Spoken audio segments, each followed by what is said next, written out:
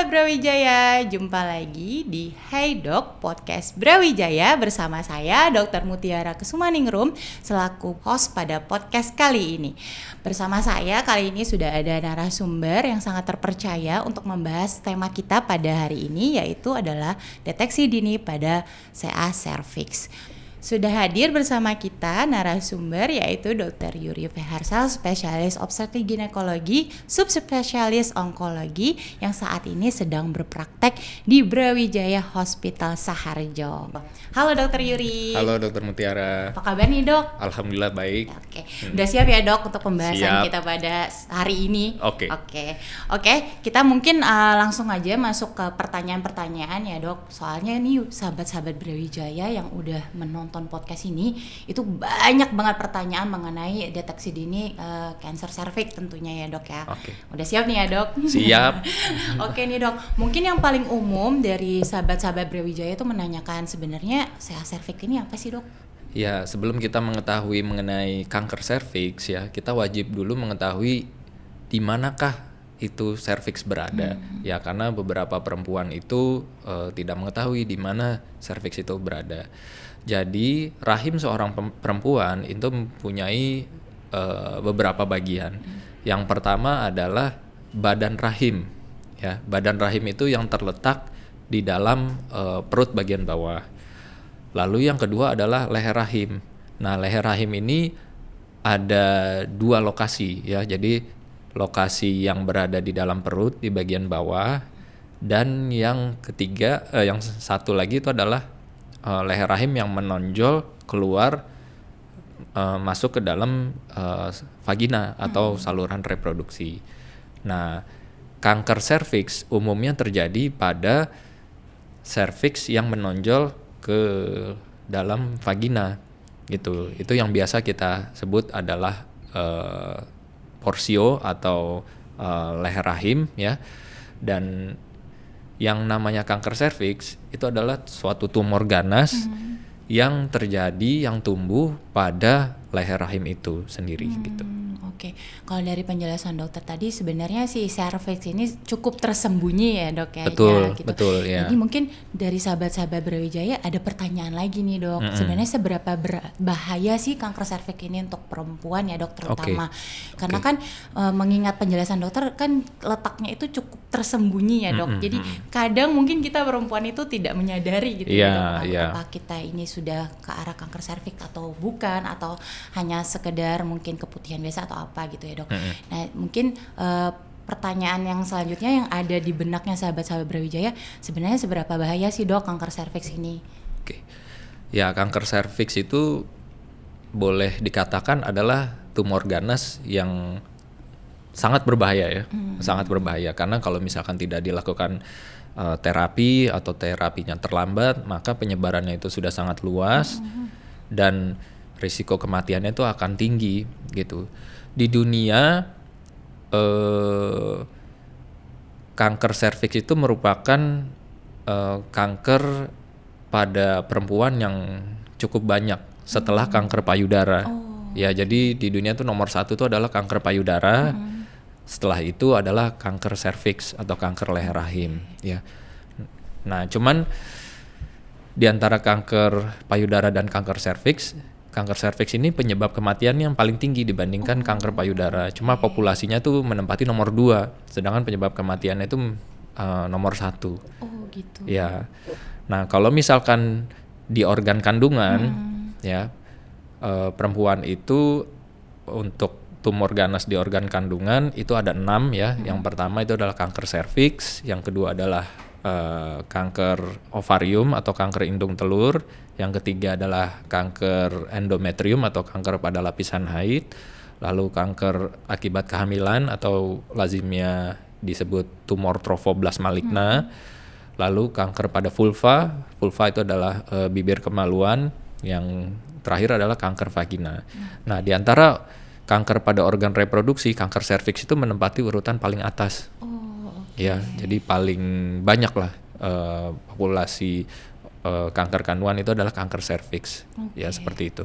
Ternyata cukup banyak ya dok jenis-jenis kanker pada reproduksi wanita ya. Mungkin sahabat-sahabat Brawijaya baru tahunya tentang kanker serviks aja nih dok yang lebih populer ya gitu. Itu yang akan kita bahas ini. Iya. Ternyata lebih banyak lagi di balik itu ya dok. Mungkin nanti pembahasan podcast selanjutnya bisa ya dok. Bisa. Mungkin sekarang kita ada pertanyaan lagi nih dok dari penjelasan dokter. Ini kan tadi organnya itu cukup tersembunyi sebenarnya dok. Jadi mungkin sahabat Brawijaya jadi bertanya, sebenarnya apa sih yang bisa menyebabkan kita itu bisa jadi kanker serviks gitu dok? Oke. Jadi penyebab utama kanker serviks itu adalah virus ya. Nama virusnya adalah HPV ya. Dan HPV itu singkatan dari Human Papilloma Virus. Human Papilloma Virus itu ada 2 jenis. Yang pertama Human Papilloma Virus yang low risk atau risiko rendah. Dan yang kedua adalah yang high risk atau risiko tinggi. Nah, 90% kanker serviks itu akan disebabkan oleh human papilloma virus yang tipe yang risiko tinggi, yang high risk. Itu adalah penyebab paling sering dari kanker serviks. Oke, berarti awal mulanya itu dari infeksi virus ya dok ya. Nah, seperti mungkin tidak banyak juga teman-teman Brawijaya yang tahu ya dok. Gimana sih dok cara mendeteksi dini si kanker serviks ini sendiri gitu dok? Apakah ada kiat-kiat tertentu atau harus melakukan pemeriksaan tertentu gitu dok untuk biar tahu nih kita kira-kira kanker serviks nggak sih gitu? Saya sendiri sebenarnya kepikiran gitu, aduh nanti saya harus cek gitu ya, kira-kira apa sih dok yang tepat untuk mendeteksi dini atau ibaratnya untuk screening ya dok ya? Ya jadi, nah itu dia tuh permasalahannya. Jadi kanker serviks itu sebenarnya adalah kanker yang bisa dicegah, ya. Oke. Tapi ironinya adalah itu kanker yang paling banyak. Gitu. Iya juga sih, benar. Kesimpulannya apa? Kesimpulannya adalah para perempuan ini malas melakukan deteksi dini. Waduh. Gitu. Jadi padahal dalam perjalanan penyakitnya itu kanker serviks itu akan memakan waktu cukup lama dari pertama kali infeksi HPV itu terjadi sampai terjadinya kanker itu akan memakan waktu 10 sampai 15 tahun. Oh, berarti nggak langsung. Nggak langsung. Oke. Jadi lama itu prosesnya. Dan dalam kelamaan prosesnya itu sebelum terjadi kanker itu akan terjadi lesi prakanker dulu. Jadi sebelum masuk ke menjadi kanker itu akan menjadi tumor yang sebelum terjadi kanker kita sebutnya adalah lesi prakanker. Jadi yang terjadi sebelum terjadi kanker gitu. Nah, itu akan memakan waktu 10 sampai 15 tahun. Nah, namun di Indonesia ini ya 90% kanker serviks yang datang itu sudah stadium lanjut. Waduh. Ya 80 sampai 90% kasus-kasus yang kami terima itu sudah stadium lanjut. Nah, padahal ya itu tadi kankernya itu bisa dicegah. Ya jadi banyak modalitas yang bisa dikerjakan untuk mendeteksi secara dini kanker serviks. Ya itulah jadi mungkin kampanye kurang kali ya kepada perempuan-perempuan. Tujuan podcast kita pada kali ini itu ya dok. Jadi untuk mendidik sahabat Brawijaya terutama ya dok ya. Khususnya untuk raising awareness gitu ya. Iya betul. Ya, jadi raising awareness. Sahabat Brawijaya ingat ya tadi kita tidak langsung terinfeksi, jadi butuh waktu 10 sampai 15 tahun ya dok. Jadi masih ada waktu untuk deteksi dini. Ya, jadi kita tuh sebenarnya sangat mudah memutus mata rantai menjadi kanker serviks karena proses yang sangat panjang. Dari infeksi sampai terjadi kanker serviks itu sangat panjang sehingga bisa kita putus di situ gitu pada saat deteksi dini. Nah itu jadi masalahnya ya mungkin populasi perempuan agak enggan ya untuk melakukan deteksi dini gitu. Padahal sudah diberikan banyak fasilitas ya, sudah ada di Indonesia ini sudah ada cara untuk deteksi dininya seperti itu. Ini cara untuk mendeteksi dininya sendiri tuh pap smear bukan sih dok? Ya jadi WHO itu membuat program paket program ya untuk mencegah kanker serviks. Yang pertama adalah dengan melakukan pencegahan primer, terus yang kedua adalah pencegahan sekunder, yang ketiga adalah pencegahan tersier. Pencegahan primer itu dilakukan pada saat populasi perempuan itu belum terpapar faktor risiko, jadi belum melakukan hubungan seksual. Oke. Sedangkan kalau pencegahan sekunder adalah pencegahan yang dilakukan pada saat populasi perempuan itu sudah terpapar faktor risiko atau sudah pernah melakukan hubungan seksual.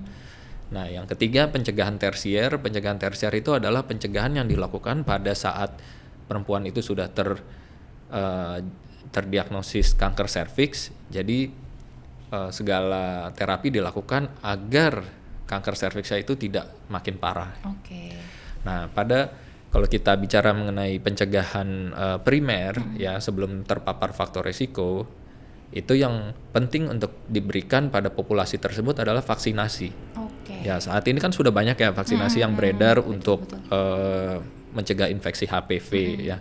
Itu bisa diberikan mulai dari usia 9 tahun. Oh, ya. Justru dari 9 tahun itu Betul. udah bisa diberikan. Soalnya Betul. kan mungkin yang sahabat Brawijaya tahu tuh mulai 18 tahun, Dok.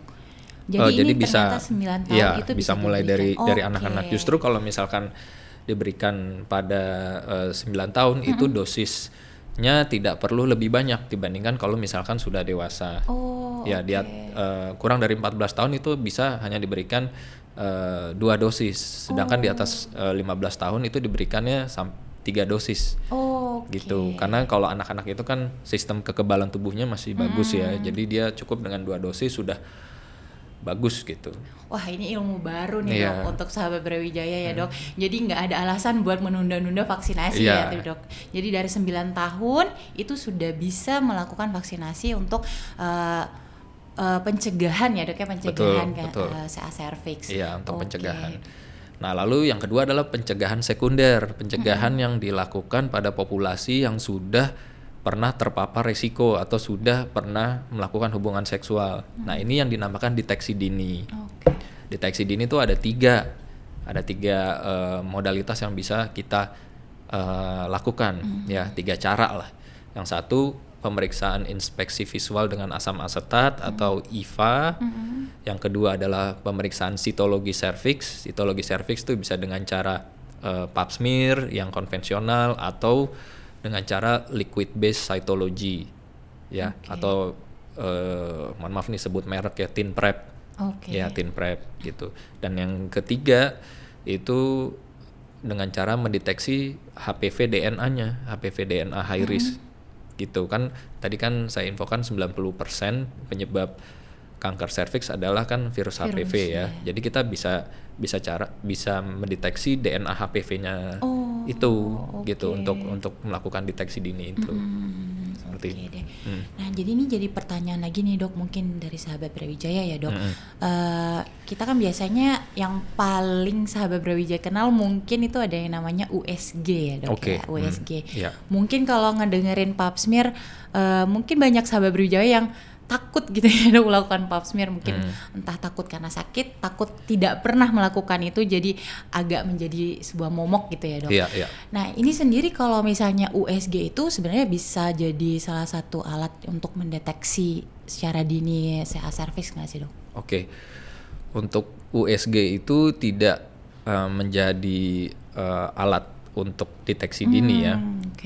USG itu mungkin bisa menilai menilai organ kandungan ya, rahim dan leher rahim mungkin bisa dilihat di situ, dengan kita bisa menilai secara cukup detail dengan USG, khususnya USG transvaginal.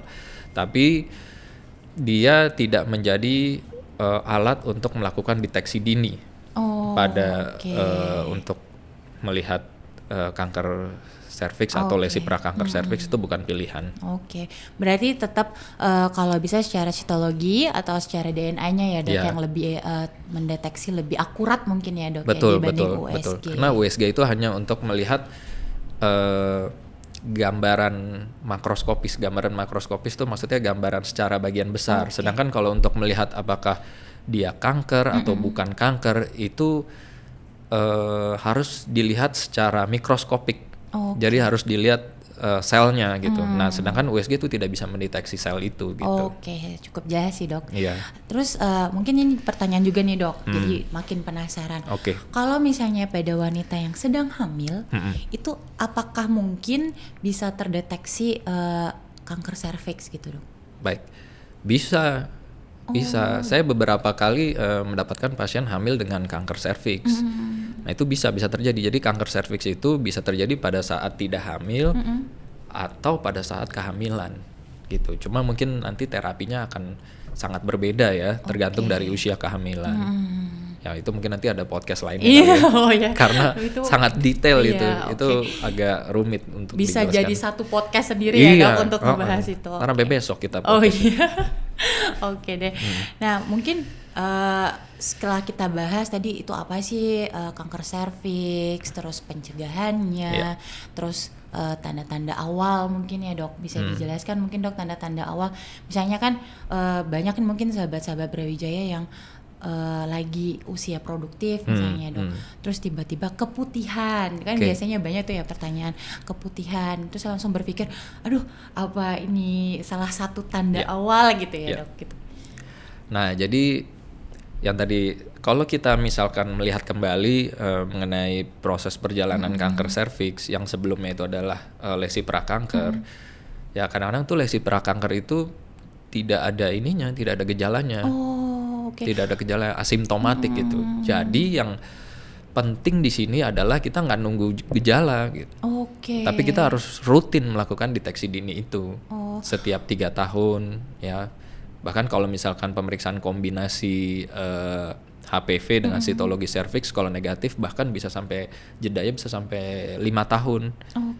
Gitu. Yang paling penting karena gejalanya itu sebagian besar adalah asimptomatik atau tidak ada gejala. Jadi yang penting di sini yang harus ditekankan adalah rutinnya deteksi dini. Jadi deteksi dini itu harus rutin. Jadi tidak nunggu gejala. Kadang kalau sudah ada gejala mungkin sudah terjadi kanker gitu dan sudah terlambat. Mungkin itu salah satu alasannya justru CA cervix menjadi penyebab pertama kematian yang paling banyak ya dok ya. Jadi ketika dia menimbulkan gejala justru itu sudah masuk ke fase stadium kanker. Udah fase kanker justru ya dok. Jadi udah kanker. Cukup terlambat gitu kalau misalnya udah mulai. Dan itu jadi pencegahannya jadi pencegahan tersier yang tadi. Sedangkan kita kan tujuannya adalah untuk bisa menurunkan kejadian kanker serviks. Kita harus temukan pada kondisi yang belum jadi kanker gitu supaya bisa kita putus mata rantai untuk terjadinya kanker itu gitu. Ini kan tadi dokter bahas berarti fokus kita saat ini adalah bagaimana seberapa rutinnya kita melakukan deteksi dini. Jadi pertanyaan baru nih dok. Kira-kira tuh untuk deteksi dini tuh idealnya itu dilakukan berapa kali setahun atau misalnya setiap 6 bulan sekali atau gimana gitu dok idealnya? Ya jadi WHO sudah menginstruksikan bahwa dan dari Himpunan Onkologi Ginekologi Indonesia ya itu kita juga melakukan deteksi dini itu cukup tiap 3 tahun. Ya tiap 3 tahun untuk modalitas IVA atau sitologi serviks. Sedangkan kalau misalkan kita kombinasi histologi serviks dengan HPV DNA, ya HPV DNA, apabila itu negatif, kita tidak perlu 3 tahun, bahkan bisa lebih panjang 5 tahun, bisa per 5 tahun gitu. Dan itu dilakukan terus sampai usia 65 tahun. Dan 65 tahun kalau normal terus, ya itu bisa nggak usah screening lagi, nggak usah deteksi dini lagi. Asal syaratnya 2 pemeriksaan deteksi dini sebelumnya itu memberikan hasil yang negatif. Jadi kita bisa menghentikan deteksi dini itu di usia 65 tahun. Berarti memang harus benar-benar rutin dilakukan ya dok per 3 tahun. Ini ilmu baru nih sahabat Brawijaya, jadi inget. Yang kalau misalkan kita melakukan perbandingan ya antara populasi, mohon maaf di Eropa sama di Indonesia, kalau yang saya lihat di Eropa itu kita ketemu kanker itu masih kecil-kecil tumornya. Sedangkan di Indonesia itu tumornya udah gede-gede banget. Kenapa? Ya karena orang Indonesia ini kayaknya agak agak malas deteksi dini Iya gitu. sih. Ya seperti Mungkin itu. pemikirannya juga kali ya dok. Jadi selama bisa makan berarti sehat gitu. Biasanya kan Iya. orang Indonesia gitu ya dok ya. Iya, bisa juga sih. Iya. Benar Jadi juga. kayak Dia agak abai ya. Iya, jadi penting banget nih ya dok buat sahabat-sahabat Brawijaya. Semoga sih ini informasi dari Dokter Yuri ini jadi membuka cakrawala pemikiran sahabat-sahabat Brawijaya, terutama yang perempuan nih. Ini penting banget ya dok ya. Iya. Nah terus tadi kita udah bahas tentang penanganan pendeteksian dini, terus ada atau tidak gejala awal. Nah sekarang soal penanganan nih, pasti kan jadi pertanyaan, apakah setiap kanker serviks itu harus ditangani dengan operasi? Oke. Ya, jadi kalau misalkan kita kembali lagi juga nih ke proses perjalanan kanker serviks ya. Kalau sebelum terjadinya kanker serviks ya, misalkan kita ketemu pada lesi prakanker serviks nih, lesi prakanker. Nah, lesi prakanker itu dibagi lagi menjadi 3 gradasi. Jadi ada yang ringan, yang sedang, dan berat. Kalau yang ringan itu bahkan kita cukup pemantauan aja. Kalau kita mendapatkan nih perempuan ini mengidap lesi prakanker serviks tapi yang ringan gitu. Itu kita bisa pemantauan aja. Karena dia bisa sembuh lagi. Sedangkan kalau yang gradasi sedang atau berat itu kita butuh terapi pembedahan, tapi pembedahan yang minimal. Ya, jadi hanya kita melakukan sayatan sebagian tempat yang ada tumornya di situ. Ya, jadi hanya lokal dan itu umumnya one day care.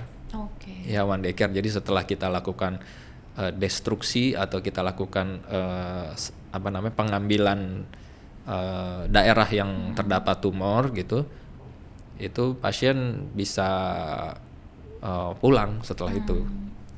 Nah, sedangkan kalau sudah terjadi kanker, kita harus mengevaluasi dulu dia itu stadium awal apa stadium lanjut.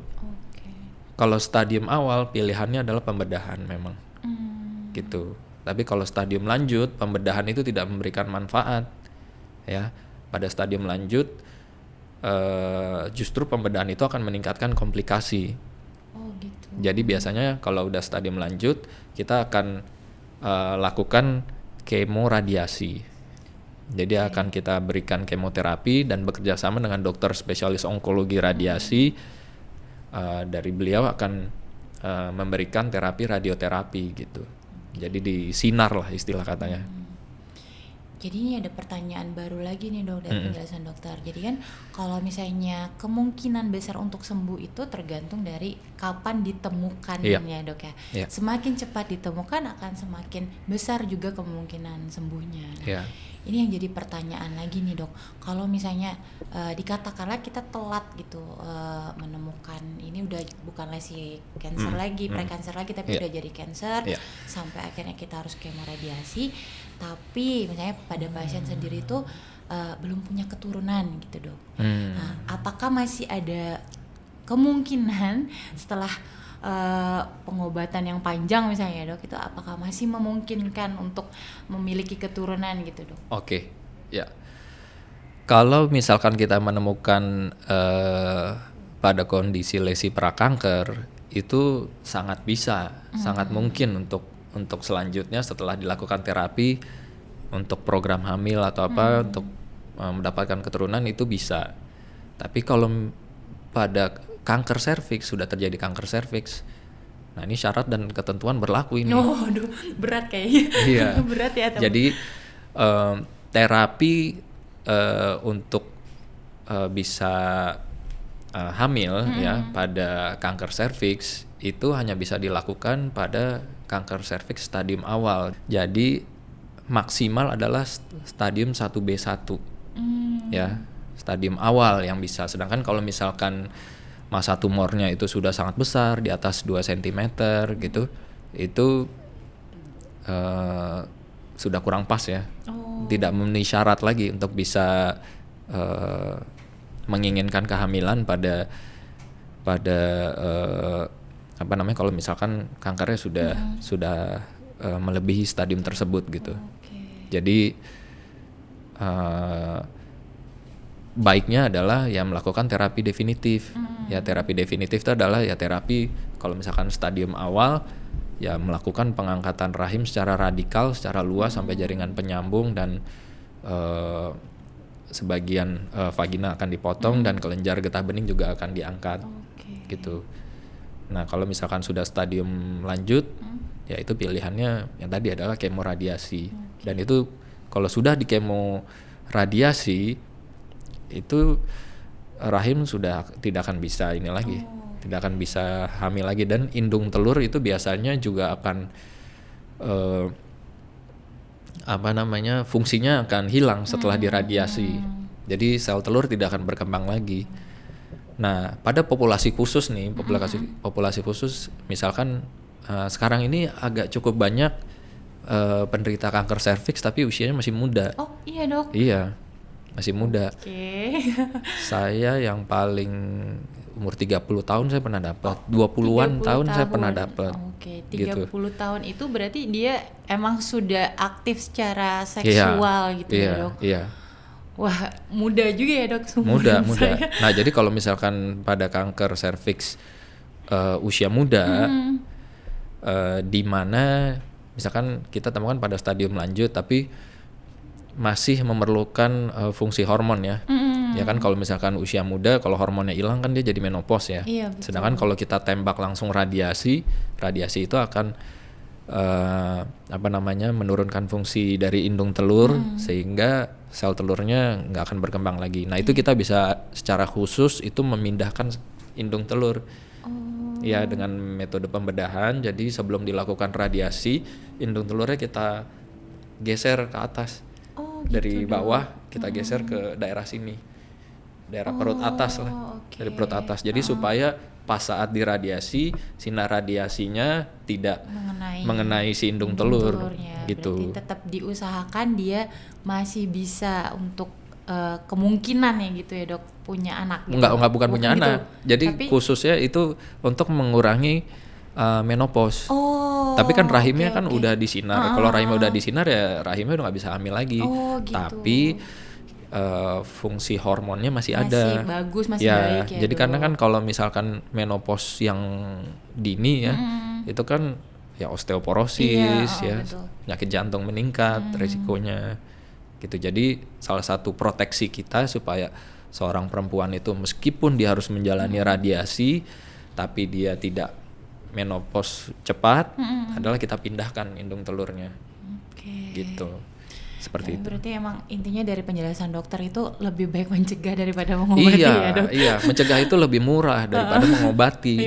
Kalau mengobati, apalagi ini kanker serviks itu adalah suatu penyakit yang menjadi prioritas negara untuk ditanggulangi karena sumber daya yang dihabiskan tuh banyak banget. Banyak banget gitu. Jadi ya sekarang ini pemerintah itu sedang menggalakkan deteksi dini itu supaya supaya ketemu pada stadium pada sebelum terjadi lesi prakanker sehingga bisa diterapi dengan kesembuhan 100%. Kalau pada lesi prakanker. Sedangkan kalau sudah terjadi kanker itu kita udah nggak bicara kesembuhan lagi, tapi bisa bertahan hidup nggak si penderita ini sampai lebih dari 5 tahun gitu. Berarti udah fokusnya itu udah beda ya dok. Udah beda. Kalau misalnya udah fix ya cancer cervix. Nah jadi ini membahas yang tadi ya dok lebih baik mencegah daripada pengobati. Dari awal kan dokter udah menekankan gitu kalau misalnya pencegahan yang paling penting itu vaksin ya sahabat Brawijaya ya. Nah tapi mungkin akan jadi pertanyaan apakah ada kiat-kiat lain gitu dok yang bisa kita terapkan di kehidupan sehari-hari untuk pencegahan gitu. Ya WHO sebenarnya tadi yang sudah menginstruksikan untuk membagi pencegahan itu sesuai dengan fasenya ya, pencegahan primer, sekunder, dan tersier. Nah, pencegahan primer itu vaksinasi, pencegahan sekunder adalah deteksi dini, seperti itu. Nah, jadi untuk kita bisa terhindar ada beberapa faktor risiko yang harus dihindari. Yang pertama adalah merokok. Itu nggak boleh ya, nggak boleh merokok. Terus habis itu usia pertama berhubungan seksual. Jadi nggak boleh pasien-pasien kanker serviks ini umumnya pertama kali berhubungan seksual itu kurang dari 20 tahun. Oh, ternyata berpengaruh ya. Iya, berpengaruh. Oke. Berpengaruh karena apa? Karena lokasi anatomi dari leher rahim itu ya, itu pada saat 20 tahun itu lebih agak ke bawah gitu. Jadi lesi yang tempat sel-sel yang aktifnya itu lebih terlihat gitu, lebih terlihat terekspos, lebih terekspos di jalan lahir, di vagina. Jadi mohon maaf, pada saat berhubungan seksual itu akan lebih terkena gitu, lebih terkena di situ. Berarti tujuannya itu ada syarat menikah umur berapa Ya, itu sebenarnya. Betul. Jadi kalau bisa sih tidak melakukan first sexual intercourse itu kurang dari 20 tahun. Oke. Ternyata ada pandangan medis tersendiri ya dok ya dari saran menikah pada usia berapa yang dinilai matang gitu ya. Iya. Nah kalau merokok itu dia akan melemahkan sistem imunitas ya, karena kan tadi 90% penyebabnya HPV. Sebenarnya HPV ini self limiting jadi dalam arti bisa sembuh sendiri asal imunitasnya bagus. Nah kalau misalkan rokok itu akan mendisfungsi sistem imun, jadi dia clearance dari virusnya dia akan terganggu. Gitu. Oke, sahabat Brawijaya. Pokoknya pembahasan kita pada kali ini itu benar-benar sangat wah sekali ya dok ya. Jadi saya juga ikut mendapatkan ilmu-ilmu baru nih dari dokter ya, sebagai sebagai perempuan yang mungkin sangat rentan ya dok ya untuk terkena CA cervix. Begitu juga mungkin sahabat-sahabat Brawijaya yang sedang menyaksikan podcast kali ini, kita harapnya tuh sampai tadi ya dok, pesannya yang utama itu harus pencegahan ya dok ya, wajib vaksin, terus wajib mengecek deteksi dini minimal 3 bulan sekali ya dok. Oke, sebenarnya itu pertanyaannya 3 tahun. Oh 3 tahun, mohon maaf 3 tahun ya dok, diulang 3 tahun. Sebenarnya pertanyaan dari sahabat-sahabat Brawijaya tuh masih banyak banget sih dok. Cuman mungkin sudah dirangkum tadi ya dok dari beberapa pertanyaan yang saya sampaikan. Nah, yang selanjutnya itu ada yang namanya mitos atau fakta nih. Yang pertama itu nggak boleh pap smear saat hamil. Pap smear pada saat hamil nggak ada masalah. Berarti mitos ya? Iya, mitos. Kenapa tuh dok? Ya memang tidak ada tidak ada kontraindikasi untuk melakukan pap smear pada saat kehamilan. Bahkan, nah ini nih rata-rata bukan karena pap smear ya. Jadi pada saat hamil itu usahakan minimal sekali aja pada saat kontrol kehamilan untuk lihat leher rahimnya. Karena saya pernah sedikit sih kasusnya. Jadi karena nggak pernah diperiksa bawahnya gitu, leher rahimnya, ternyata udah CA cervix. Udah CA cervix. Jadi pada saat dia hamil berdarah gitu, keluar darah. Cuma karena cuma periksa USG aja tanpa dilihat tuh jalan lahirnya, tanpa dilihat cervixnya, jadi nggak ketahuan itu ada CA cervix. Gitu. Jadi bayinya udah dilahirkan misalkan sesar, tapi setelah operasi masih keluar darah. Nah nggak taunya pas dilihat dari bawah, dari jalan lahir di leher rahimnya udah ada kankernya kayak gitu. Waduh. Ilmu baru lagi nih. Iya, makanya harus minimal pas pada saat kontrol hamil itu minimal sekali aja untuk lihat cervixnya. Oke, berarti itu mitos ya sahabat Brawijaya. Jadi selama hamil pun tetap bisa untuk melakukan pemeriksaan pap smear karena tidak mengganggu kehamilannya sebenarnya ya dok. Oke, yang kedua nih dok, kita itu bisa deteksi CA cervix atau enggak dari pemeriksaan urin. Oke. Jadi pemeriksaan HPV DNA itu selain dari swab cervix, kita bisa lakukan dari urin. Ya, jadi bisa ya, untuk mendeteksi HPV DNA dari urin tuh bisa.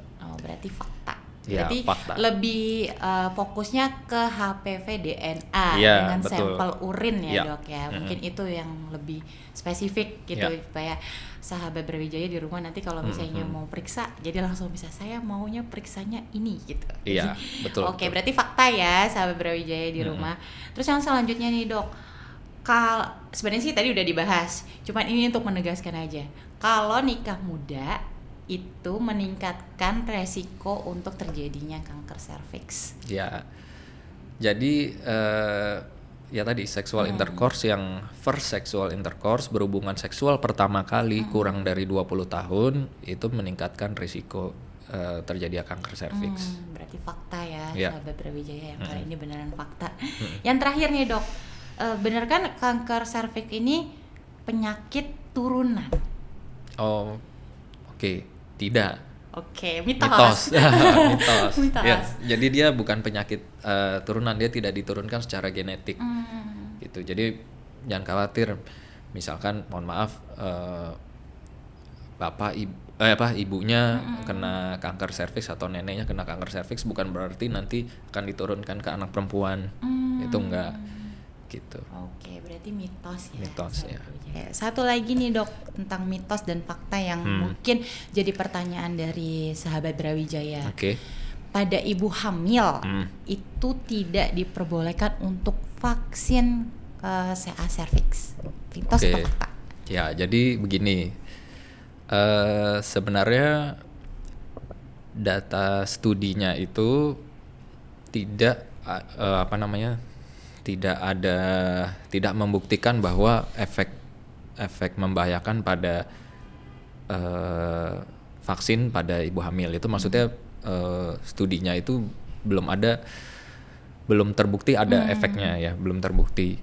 Tapi untuk alasan keamanan biasanya pada kehamilan itu tidak direkomendasikan untuk alasan keamanan, karena ya tadi belum ada bukti amannya gitu, belum ada bukti amannya. Jadi sebaiknya pada saat kehamilan itu tidak divaksin terlebih dahulu. Oke. Gitu. Apabila udah kadung ke vaksin gitu, ke vaksin habis itu hamil, ya itu vaksinnya harus di stop dulu. Oke. Di stop dulu sampai lahir. Nah, mungkin jadi pertanyaan lagi nih, Dok. Kalau misalnya udah di stop, berarti apakah dosisnya ngulang dari awal atau tinggal melanjutkan yang sudah terkadung untuk divaksin itu tadi? Ya, jadi kalau misalkan masih dalam periode 1 tahun, ya itu kita bisa melanjutkan, sisa vaksinnya, seperti itu. Tapi kalau misalnya lebih dari 1 tahun, mau nggak mau berarti ngulang lagi dari Iya, dosis awal ya, betul, Dok ya. betul. Oke, berarti yang terakhir itu fakta ya, sahabat Brawijaya ya. Jadi pada ibu hamil itu disarankan sebenarnya, Dok, disarankan untuk menunda vaksinnya.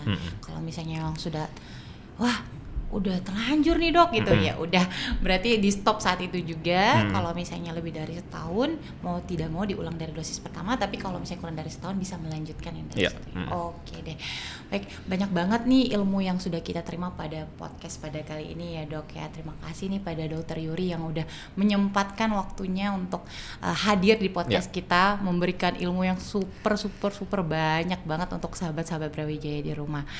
Nah, mungkin saya akan merangkum sedikit ya, Dok, dari pembicaraan podcast kita pada kali ini. Jadi untuk sahabat-sahabat Brawijaya yang ada di rumah yang sudah menyaksikan podcast ini, untuk pesan terpenting nih buat sahabat-sahabat Brawijaya, jangan lupa untuk terutama perempuan-perempuan yang sedang usia produktif bisa melakukan pencegahan dengan melakukan vaksin pencegahan CA cervix yang bisa dimulai dari usia 9 tahun. Jadi jangan lupa ya sahabat Brawijaya, dari 9 tahun itu kita bisa melakukan pencegahan dengan vaksin ya, Dok ya, vaksinasi. Dan juga jangan lupa untuk sahabat-sahabat Brawijaya terutama perempuan yang usia produktif itu untuk melakukan deteksi dini secara rutin, yaitu tadi sudah disebutkan oleh Dokter Yuri, itu bisa diulang selama 3 tahun sekali ya, Dok ya, benar ya. Betul. Nah, deteksi dininya tuh bisa dilakukan khususnya mungkin di dokter Objin ya, Dok ya. Dokter Objin mungkin kepercayaannya sahabat-sahabat Brawijaya yang udah menyaksikan podcast ini. Oke ya dok ya. Oke. Oke, siap. Mantap. Jadi baik, untuk sahabat-sahabat Brawijaya, jika merasa memang podcast ini sangat berguna, sangat banyak ilmunya, bisa di-share dengan keluarga-keluarga terdekat, orang-orang tersayang, dan jangan lupa juga menyaksikannya di YouTube Brawijaya Healthcare. Jangan lupa untuk like, subscribe, and comment. Oke dokter, terima kasih banyak nih untuk waktunya ya dok ya.